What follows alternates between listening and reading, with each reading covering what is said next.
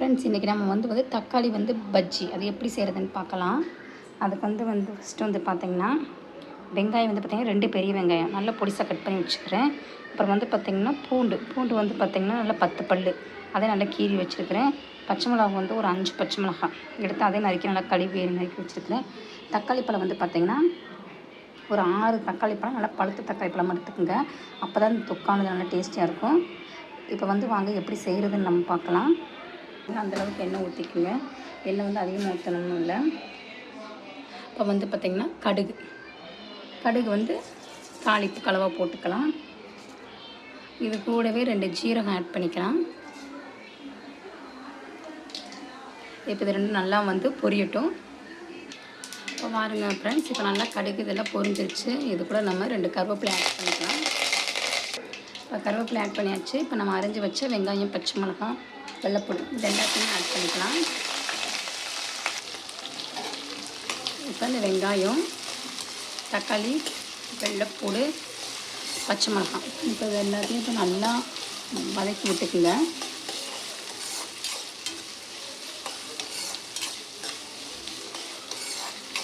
இப்போ இது நல்லா வதங்கட்டும்.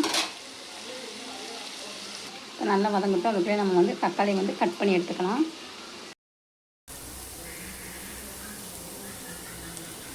இப்போ பாருங்கள், வெங்காயம் நல்லா வதங்கிடுச்சு. இந்த மாதிரி வெங்காயம் நல்லா வதங்கட்டும். இப்போ நம்ம மசாலா ஆட் பண்ணிக்கலாம். இப்போ நல்லா வெங்காயம் நல்லா வதங்கிடுச்சு. இப்போ மசாலா சேர்த்துக்கலாம். மசாலா பார்த்திங்கன்னா ஒரு 1/4 டீஸ்பூன் அளவு பார்த்திங்கன்னா மஞ்சள் தூள். ஆல்ரெடி நம்ம 5 பச்சை மிளகா போட்டிருக்கோம். அதனால் காரத்துக்கு தகுந்த அளவு மிளகாத்தூள் போட்டுக்கோங்க. நீங்கள் பார்த்திங்கன்னா இப்போ நான் 1 ஸ்பூன் போட்டிருக்கேன். நான் கொஞ்சம் காரம் கொஞ்சம் சாப்பிட்றதுனால நான் இன்னொரு ஸ்பூன் சேர்த்துக்கிறேன். இப்போ போதும். இப்போ அது இதெல்லாம் நல்லா பண்ணிக்கணும். எல்லாத்தையும் மிக்ஸ் பண்ணிக்கலாம். தக்காளி போட்டதுக்கப்புறம் நம்ம சேர்த்தோம்னா அந்த பச்சை வாசனை கொஞ்சம் இருக்கிற மாதிரி தெரியும். அதையே நம்ம வெங்காயம் வணங்கும்போது எண்ணெயிலே இந்த மாதிரி நல்லா வதக்கிக்கிட்டீங்க அப்படின்னு சொன்னிங்கன்னா தக்காளி நல்லா டேஸ்ட்டாக இருக்கும். பார்த்தீங்கன்னா கொஞ்சம் நல்லா வதங்கட்டும். இப்போ கொஞ்சம் நல்லா வந்துடுச்சு. இப்போ கொஞ்சம் பெருங்காயத்தூள் கொஞ்சம் சேர்த்துக்குங்க. பெருங்காயத்தூள் நம்ம சேர்க்கும்போது பார்த்திங்கன்னா நல்லா வாசனையாக இருக்கும், நல்லாவும் இருக்கும். இப்போ இதே எல்லாத்தையும் நல்லா வதங்கியாச்சு. இப்போ நம்ம தக்காளி பழத்தை நல்லா வாஷ் பண்ணி நல்லா அரைஞ்சி வச்சுருக்கோம். இப்போ அதையும் நம்ம சேர்த்துக்கலாம். இப்போ தக்காளியை போட்டாச்சு. தக்காளியும் நம்ம இப்போ வெங்காயத்தோடு நல்லா மிக்ஸ் பண்ணிக்கலாம்.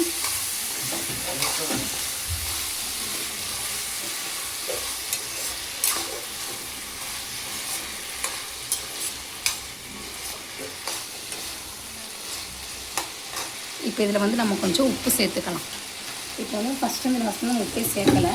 அதனால் கொஞ்சம் தேவையான அளவு உப்பு சேர்த்துக்கணும் இந்த சமயத்தில். அப்போ தான் தக்காளி சீக்கிரம் வதங்கும்.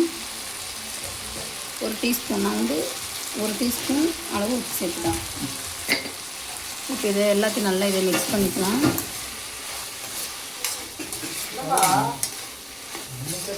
இது எல்லாத்தையும் நல்லா மிக்ஸ் பண்ணிக்கோங்க.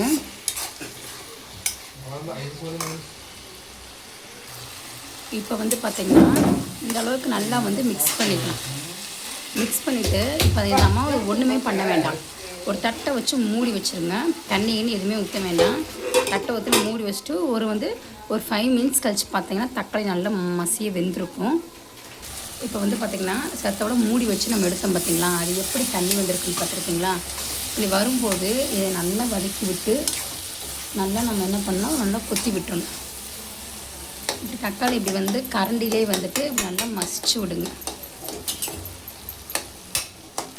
இப்போ நல்லா கொத்தி விட்டிங்க அப்படின்னா தக்காளி எல்லாம் நல்லா இதாகிடும். இப்போ பாருங்கள், இப்போ கொத்திக்கிட்டே இருங்க. இப்போ உங்களுக்கு வீடியோ முதல் கீழ்வாக்கில் தெரிஞ்சிருக்கும். இப்போ நல்லா மேலே நல்லா பிரைட்டாக தெரியுது. காரணம் என்னன்னு தெரியுங்களா, எனக்கு ஹைட் அடுப்படிக்கு எட்டலை. அதனால பார்த்திங்கன்னா நான் என்ன பண்ணியிருக்கேன் பாருங்கள், ஸ்டூவில் போட்டுட்டு நின்றுட்டுருக்குறீங்க. அது மாதிரி உங்களுக்கும் ஹைட் பத்தலை அப்படின்னு சொல்லிச்சுன்னா நீங்களும் ஸ்டூவில் போட்டு நில்லுங்க. அவங்களே நிற்பாங்க. இப்படி நின்று இப்படி தக்காளி நல்லா கொத்துனா தான் கொஞ்சம் நல்லா மசிங்க. ஏன்னா கீழே நின்றுட்டு என்னால் உண்மையில தக்காளி இந்த மாதிரி பண்ண முடியலங்க. தக்காளி நல்லா இப்படி பண்ணால் இப்போ எப்படி சூப்பராக ஆகுது பாருங்கள். இந்த மாதிரி நல்லா பண்ணி விடுங்க. இப்போ வந்து பார்த்தீங்கன்னா மேலே ஏறி நின்று ப்ரெஷர் பண்ணும். தக்காளி இந்த அளவுக்கு நல்லா வந்து இந்த மாதிரி நான் நல்லா வதக்கிங்க. இப்போ வந்து பார்த்தீங்கன்னா சூப்பரான உங்களுக்கு தக்காளி தொக்கு எப்படி சூப்பராக ரெடியாக இருக்குதுன்னு பாருங்கள். சூப்பராக இருக்கும் பாருங்கள். பாருங்க அப்படின்னு சொல்லி சொன்னால் மல்லித்தலை நல்லா தூவி விட்டுக்கலாம். மல்லித்தலை தூவி விட்டு அதே நல்லா மிக்ஸ் பண்ணிக்கணும்.